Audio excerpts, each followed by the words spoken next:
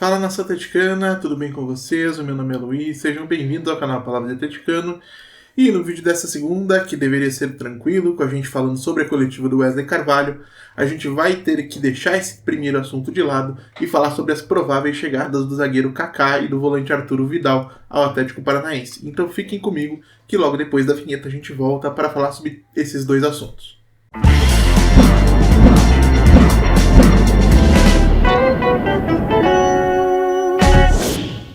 E se você está chegando agora, eu peço que deixe o like, se inscreva no canal, acione o sininho para receber notificações a cada novo vídeo publicado, compartilhe conteúdo em redes sociais, grupos de WhatsApp e Telegram sobre o Atlético Paranaense, porque assim você faz com que mais gente conheça o conteúdo produzido por aqui e ajuda a fortalecer esse nosso projeto.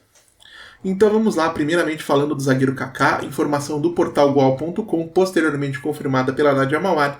O defensor chegará ao Atlético Paranaense com contrato de empréstimo até dezembro de 2024 e o Furacão poderá adquiri-lo durante o período pelo valor de 3,5 milhões de dólares. Então, uma contratação que seria bastante cara.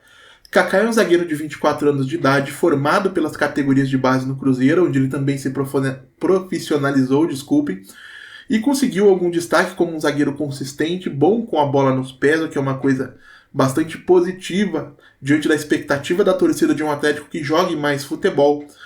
E que no momento em que o Cruzeiro entrou naquela crise financeira grave, acabou se transferindo para o futebol japonês, onde desde então ele defende o Tokushima Vortis. Inclusive hoje é um jogador de segunda divisão no futebol japonês, né? O Tokushima está na segunda divisão. E então, o que eu acho dessa contratação? Eu entendo que tem alguns poréns aí. O Kaká realmente é um jogador tecnicamente competente, um defensor sólido, mas me preocupa o fato dele estar aí já há alguns anos em uma liga com menor nível de exigência técnico e que a adaptação dele nesse momento da temporada, onde as principais competições começam a se afunilar, possa ser prejudicada pelo fato de que aqui ele encontrará um nível de exigência muito maior do que aquilo que ele estava acostumado nos últimos anos. Além disso, é um jogador que tem um histórico de alguns problemas disciplinares e que isso me preocupa, principalmente no momento de o Atlético investir uma quantia como os 3,5 milhões de dólares, que nesse momento, cotação dólar, vamos ver aqui, a gente sabe que dólar americano 3,5 são 17,15 milhões de dólares, de milhões de reais, no caso o Atlético decida contratá-lo em definitivo.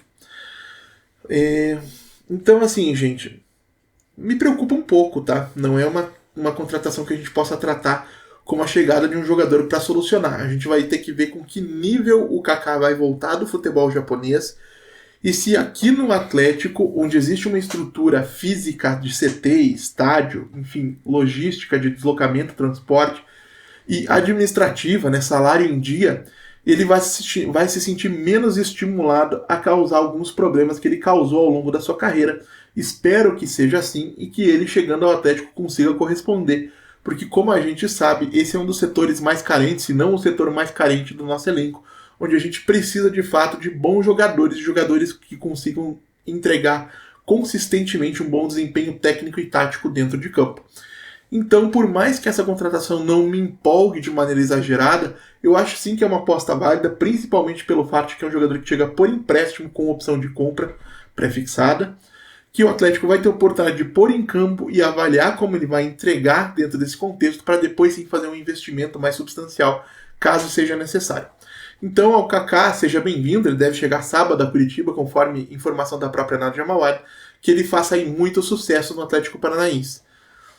E, além disso, temos a chegada do volante chileno, veterano Arturo Vidal, formado aí pelas categorias de base do Colo-Colo, onde ele se profissionalizou, com uma passagem de destaque pelo Bayer Leverkusen, que foi multicampeão com a Juventus e o Bayern de Munique, antes de defender Barcelona Internacional e retornar ao futebol sul-americano para vestir a camisa do Flamengo, clube com o qual ele rescindiu o contrato durante esta segunda-feira, para poder assinar contrato com o Furacão até dezembro de 2023, recebendo um salário mensal de R$250 mil, que será complementado pelos valores que continuarão sendo pagos pelo Flamengo, onde o Vidal tinha um salário milionário. Se o Vidal é um bom reforço para o Atlético, eu tenho cá as minhas dúvidas. Tá? Tecnicamente é um jogador extremamente competente. A gente percebe, inclusive, pelas informações informações é bonito, né? Informações de scout dele, bastante preciso com a bola nos pés, até relativamente participativo. mas a gente tem a preocupação de que desde que ele deixou a Internacional e chegou ao Flamengo, ele tem tido muita dificuldade para entregar fisicamente a mesma intensidade, o mesmo gás, que tornou ele um jogador tão importante nas passagens dele pela Juventus e pelo Bayern, onde ele realmente era um motorzinho, né? E sem essas qualidades físicas que foram aí talvez a grande marca do futebol do Vidal, além da qualidade técnica, me preocupa o que ele terá a oferecer à equipe que já tem outro jogador veterano no meio de campo, como é o caso do Fernandinho. E isso, lógico, vai depender de como o Wesley Carvalho vai procurar escalar o Vidal. Poderia ser Fernandinho e Vidal na base do meio de campo, qualificar essa saída de bola e deixar eventualmente um Vitor Bueno lá na frente? Poderia. Poderia ser um Eric com o Fernandinho dando sustentação, o Vidal mais livre para chegar ao ataque, como tem jogado o Vitor Bueno. Então tem uma série de combinações que o Wesley vai ter que testar e escolher para que a gente possa entender como o Vidal vai acrescentar esse time do Atlético e se ele será titular ou um jogador que entra durante os jogos ou um reserva que eventualmente se torna titular no caso de alguma necessidade. De qualquer maneira, eu entendo que o jogador da idade dele foi bastante prejudicado, principalmente na passagem pelo Flamengo, pela falta de sequência, onde no ano de 2022 ele foi reserva do João Gomes, que é um excelente meio-campista, né? E nesse ano do Gerson, que também é muito bom. E acho que para um jogador de 36 anos, como é o caso do Vidal, sequência é fundamental.